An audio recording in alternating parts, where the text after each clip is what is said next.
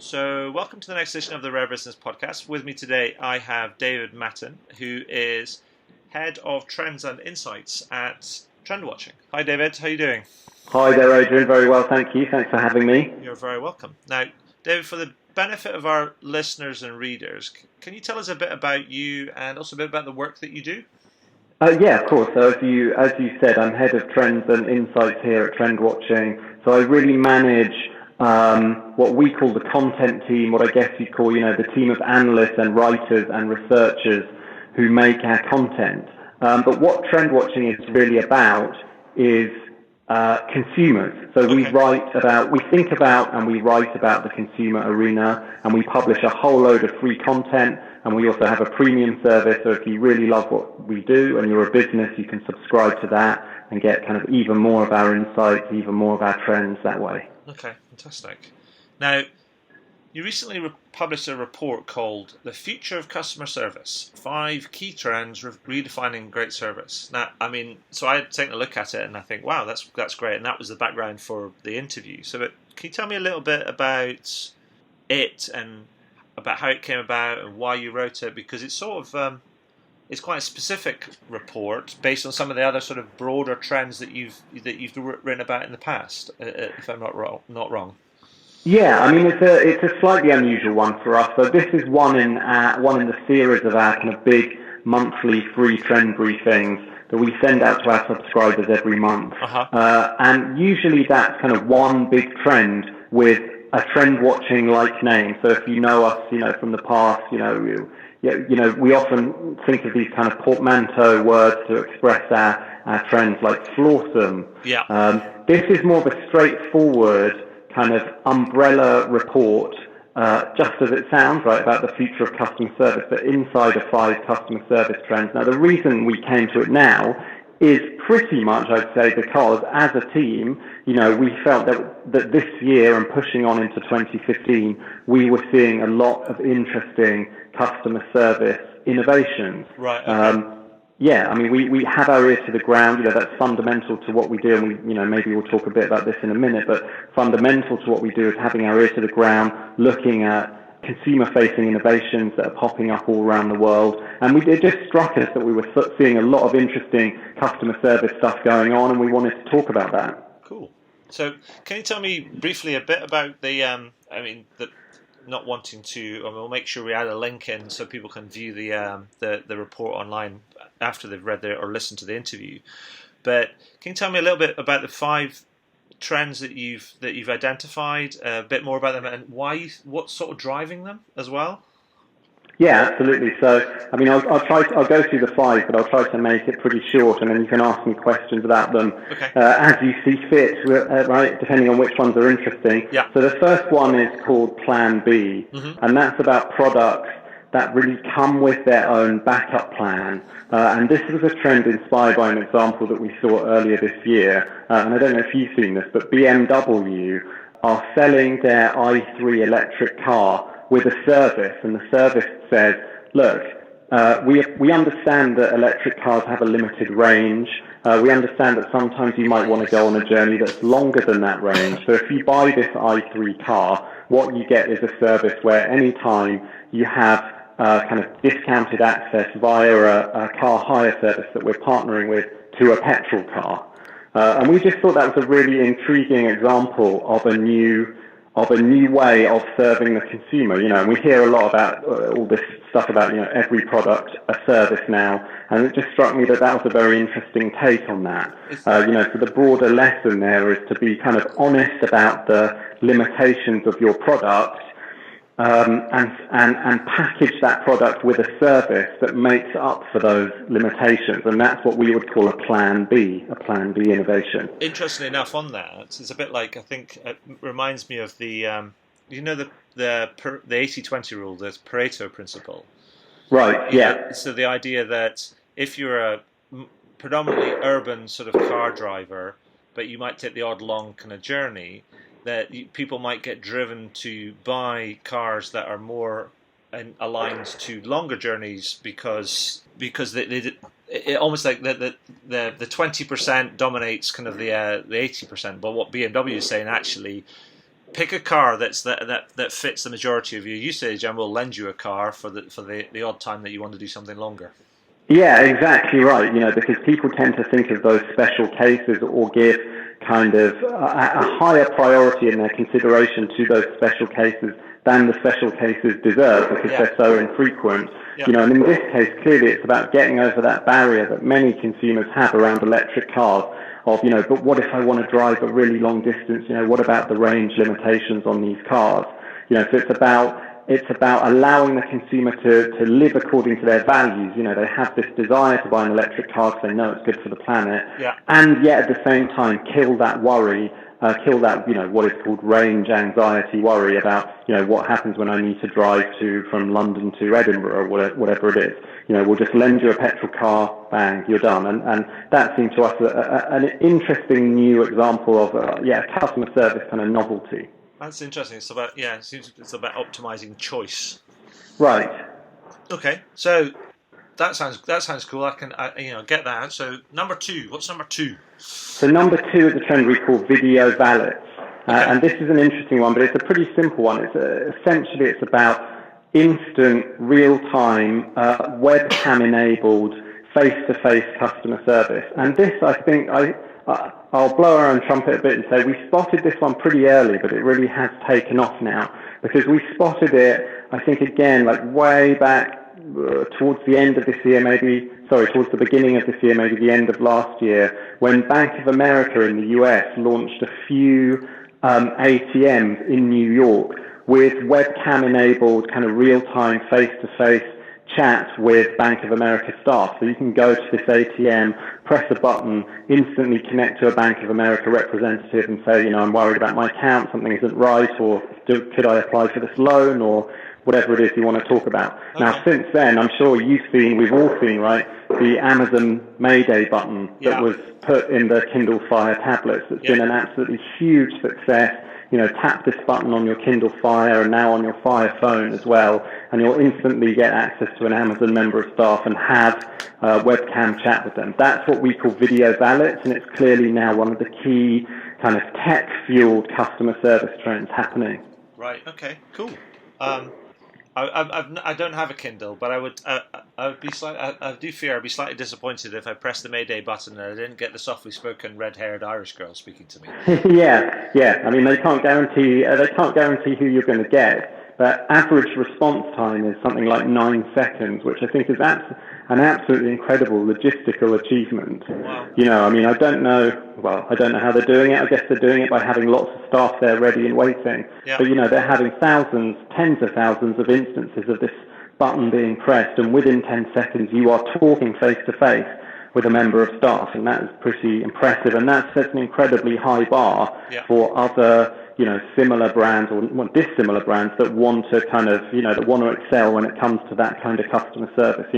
Telephone chat, live chat via text, all of that is increasingly not going to be seen as great service. Okay. So on to number 3.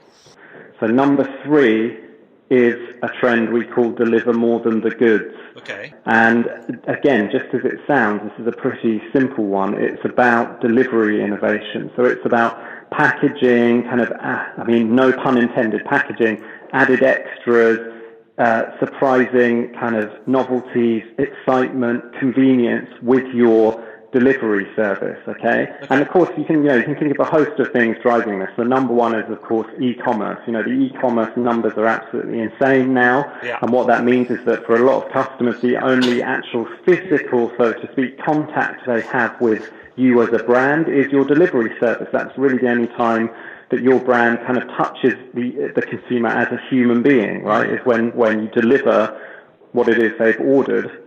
The other sort of interesting trend, or the sort of direction of travel pushing this along right now, is what everyone's calling the Uberification of everything, right? This expectation that now, I have Uber, I can tap my phone, a taxi arrives in 5 minutes. I'm kind of expecting to be able to do that for everything. The Uberification of all kinds of products, the Uberification of all kinds of services.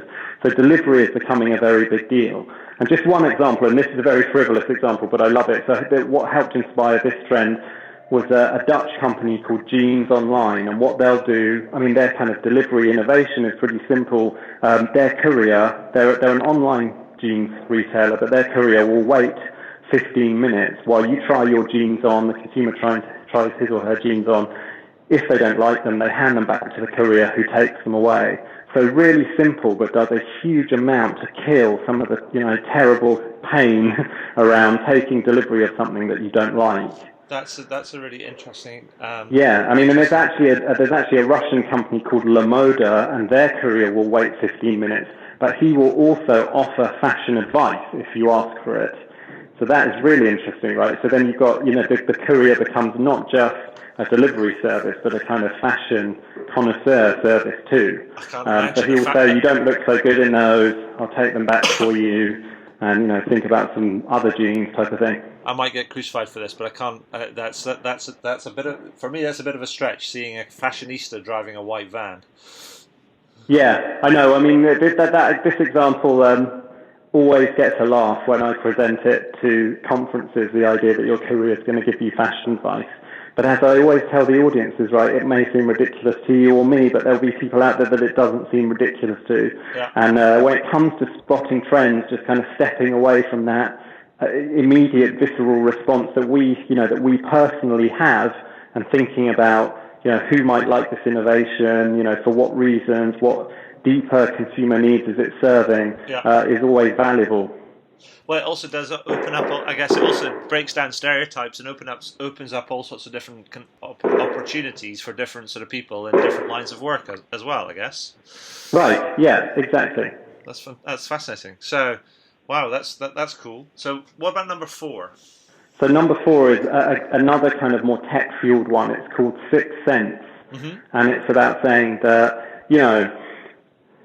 pretty much every single brand you encounter now is collecting consumer data in one form or another.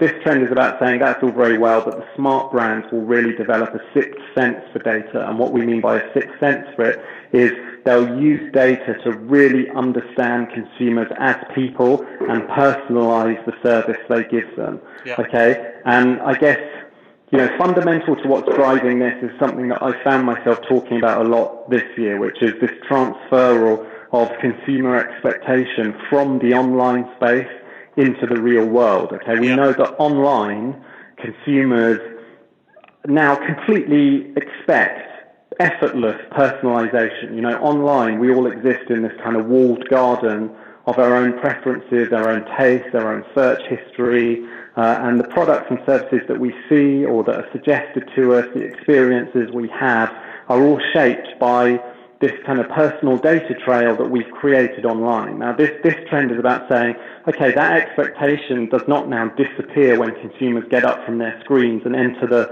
so-called real world, the physical world. They bring it with them. They're going to increasingly expect this kind of personalization wherever they are.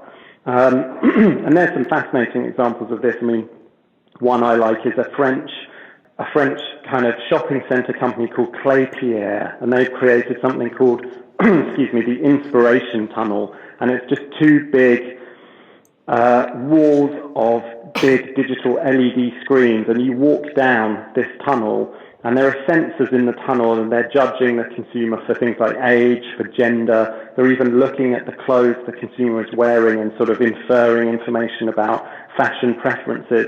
And then as you walk down this corridor on the screens, you're going to see products that have been suggested as particularly relevant for you. Right. So you can imagine those kinds of data services, those kinds of what we would call sixth sense services, really transforming the experience for consumers, right, in physical retail spaces.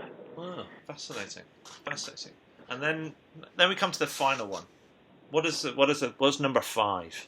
Yes, so number 5 is an intriguing one. It's called Politeness Pays, and it's about saying that in a world where the kind of brand-consumer relationship is a lot more equal, sometimes it's okay for brands to make demands of consumers. If this relationship really is a lot more grown up, a lot more of a partnership, consumers understand that goes both ways. So Politeness Pays is about brands asking or even demanding that consumers do their bit when it comes to creating a good atmosphere, when it comes to creating a happy place to be, and that consumers are polite, they're respectful, they're sociable, they kind of play a part in the atmosphere of the space they're in. It's interesting because I saw another piece of research which said that actually online reviews or online complaints that are, even if they're negative but yet polite, have actually can paint brands in a positive light rather than kind of complaints that are slightly more vitriolic, where people sometimes just dismiss them unless that all the complaints are bad. All the reviews are bad, if that makes sense. So it's like, if you're polite in giving kind of criticism, like, well, here's my experience, this might be one-off, blah, blah, but if I was to say, if I was to offer any sort of feedback, it would be this. And to do it in a very sort of polite and sort of like straightforward, but not very negative, not very destructive, but actually more in a constructive way, but also polite way, then actually that can be, one, great for the company, but also it's that people are more likely to respond to those sort of things than vitriolic kind of comments. Yeah, exactly. This is a slightly different issue, but I think we all, when we read these, kind of TripAdvisor type review boards and all of that, when you come across extremely cantankerous comments, you automatically start to take them with a strong, pinch of salt, because when you come across those kinds of comments, you're immediately on guard for, is this a person who is just by nature unhappy and negative, rather than a person who really has come across an issue and wants it to kind of be brought to light. But politeness pays was partly inspired by this example of a French cafe that simply offered discounts to consumers who ordered more politely. Oh, I read about that. If you said please, then you got your coffee pretty much half price. Yeah. And it's really a trend that comes into its own when the experience of any single consumer is impacted upon by the experience of all the other consumers. Okay, so it's not just about a brand saying, or even a small business like a cafe saying, we demand that you're polite because that makes things nicer for us and our staff. It's about saying we're going to protect the experience of everyone who comes in here by asking everyone who comes in here to behave in a certain way. So you as an individual consumer can see, actually, although this is a demand that's being made of me, it's actually for the communal good of all the consumers in here, including me, right? We're all going to have a better time in this cafe if there's a smiley, happy, polite atmosphere rather than a kind of negative, angry, slightly rude atmosphere. And that's where I think this trend becomes a really nice example of how you can make a demand of a consumer that consumers will acquiesce to actually very happily, because they can see that it's for the good of everyone, and you can show yourself to be quite an enlightened sort of, consumer-minded brand or business by making that demand, which is kind of nice, neat, sort of counterintuitive thought. Well, I would suggest that it's probably not as counterintuitive as you might think, because actually, I think for many people that will be the sort of familial kind of values or sort of things, or the values or the things that they've grown up with. In a case of you grow up in a household. Many people, and I include myself in that, and with my mother and father, or even my grandparents, there was a case of don't act out because you spoil it not just for yourself but for everybody else too. Right. Exactly. Yeah. Exactly. So fantastic. So that's fascinating. So these are trends, but what do you think? Are there lessons that we can draw from your research for firms? And also the final thing is that, the second thing is that, do all these apply? Do all the trends apply to all firms, or do we have to just kind of pick and mix, as it were? Yeah, both very good questions. Trend watching, we're very keen on the message that in the end, much as we're called trend watching, the trends are not the ultimate point. Trends are really only amount to anything if you use them, if you do something with them. Sure. So we're very keen on the idea that our content is a call to action. It should be actionable, it should be useful, and you need to go away and use these trends, apply these trends. And we have actually a range of tools that can help you do that. that can help you kind of unpack a trend, understand more about it, and then adapt it, apply it to your context. And adaptation really is the key. So look at the trend. If you're saying, okay, here I am as a big brand or a small business, what am I supposed to do? I would say to you, look at these trends, look at the examples, take the examples as examples of how someone has adapted this trend for their purpose, and run with it, and then think, okay, what are the underlying lessons here? How can I adapt this trend for my purpose, right? And then the end result might look very different. It might be a product or service or whatever that's very different to the French cafe saying, you must say please, or very different to the Klépierre corridor that kind of gives you personalized fashion recommendations. But think about the deep needs those trends are serving, personalization, a kind of personable, friendly atmosphere. Those deep human needs are universal. And think about how you can apply the trend for your context. And as for which trends, the short answer for you is yes. All these trends do apply to all businesses. Certainly any business that faces the consumer, I would hope, could take one of these trends, draw some lessons from it, and adapt it for their context. But again, we have a tool, that can help you kind of prioritize, think about, okay, this is my strategy. This is how I'm trying to differentiate myself in the market. Based on that, I'm going to run with this trend and that trend. I'm going to put this trend on the back burner, and these two trends, I don't really need. And that's really a kind of case-by-case thing about kind of who you are, what direction you're trying to go in, who you're trying to serve. Are you trying to serve, teenagers in San Francisco, or are you trying to serve kind of baby boomers in the Parisian suburbs or whatever? I don't know. So that's always dependent on you and your aims. Okay. and I think you just answered my next question about where firms should get started with it. I guess one of the things that the next thing is, like, a lot of these trends, you can offer them up, and some of them might go, some trends people might respond and go, yeah, well, that makes sense, and some of them might go, no, that's a little bit too out there, I guess. So I guess, what would your advice be for how firms should get started with it? Is it a case of just like almost sit with them and then get used to them and then think about them and let them percolate and simmer and then so you get comfortable with them, or what would you say? Yeah, I'd say, take one of these trends, use for example the main tool that kind of helps you go from a trend to a new idea, to an innovation idea, which is called our consumer trend canvas. And that's not much of a plug because it's a free tool. It's there on our site for free. Anyone can use it, and we love it when people do use it. Take that back to your team and unpack that trend. Understand the deep human needs that are behind it, understand the external change that's driving it forward, and ideate around it. That it's as simple as that if you want to get started. As for, of course, we hear from clients, this seems a bit way out there, we don't need to worry about this yet. Again, that's a judgment you make based on who you are, but what I would really encourage you to think about is that we live in a world now where things change very, very quickly, and Blockbuster 5 or 6 years ago thought, streaming video content was a bit out there and they didn't really need to worry about it.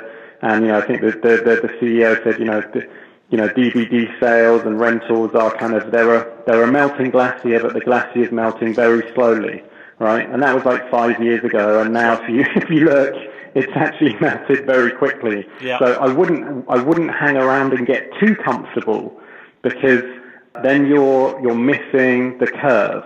Okay. You need to be innovating around what's coming next. And if you wait and you see what has arrived, then you're too late. You can't de-risk innovation in that way. Sure. You have to take intelligent risks about where you think consumers are going, because other people will be doing just that. And if you just kind of wait to see, where things stand when you want to take action, I'm afraid, the world will have moved on again and you'll be left behind. Well, which is not to say this is gambling, right? But you take intelligent judgments on who you want to serve. You're very observant about their behavior. You're very observant about the kind of innovations that are coming along now, and you use that to direct you. Yeah, and this doesn't necessarily just apply to just consumer-facing businesses. This could be applied. A lot of these trends could be applied to business-to-business businesses as well. Absolutely, yeah. I mean, especially customer service, right? Yeah. Because, I mean, if you're B2B, you're still serving someone. Yeah, absolutely, absolutely. So, David, is there sort of mindful of time? Is there anything that we've missed out of the report that you'd like to bring our attention to? No, I think we've gone through the 5 trends that, all I'd say is if you're keen to read more, again, as I say, you can do so. This is our free publication, so you can read all about it, so to speak. Yep. If you just go to trendwatching.com, you'll see it right there. You can't miss it. Fantastic. And so my final question I always ask at the end of all of these interviews, and I think you may have already done it, but the question is this, I ask it nevertheless, is there anything that you would like to shamelessly plug? Well, how kind of you to ask. As you say, I've pretty much answered. We're not actually in the business of the shameless plug, because we hope that the free content that we make kind of speaks for itself. So all I'll say again is go to trendwatching.com, read our free briefing. If you like that, there's a whole range of free monthly briefings you can dive into, that we've written this year and indeed in previous years. And if you really love those and you find them extremely useful, then you might want to start thinking about becoming a premium client. But the first step is always, does our free content speak to you? So jump in and enjoy it. Fantastic. David, thank you for your time, and that's been fascinating, and I'm sure our listeners and readers will get a lot out of that, because I certainly did. It made me think about a few things as well. So thank you. My pleasure. Thanks for having me.